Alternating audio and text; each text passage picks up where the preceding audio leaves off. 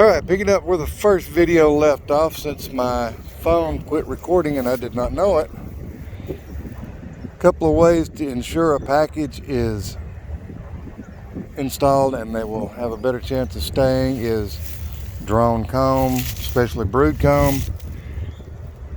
Taking a frame of open brood from another hive, if you have it, will almost ensure they stay. Of course, queen excluder, either entrance queen excluder or one underneath the box on top of the bottom board. We're at the 2-week mark. I've got the nuke over here. The nuke's is the one in the middle. It's already up into 8 frames.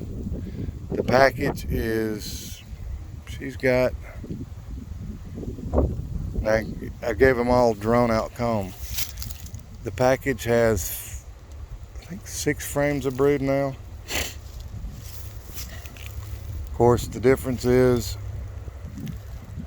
another week and a half. The first round will start hatching, while the package, or the nuke, has brood emerging now. And the swarm, that's a different story. The swarm was actually a queenless swarm. Or I did not get the queen, or transit, she died. So they now have a virgin queen.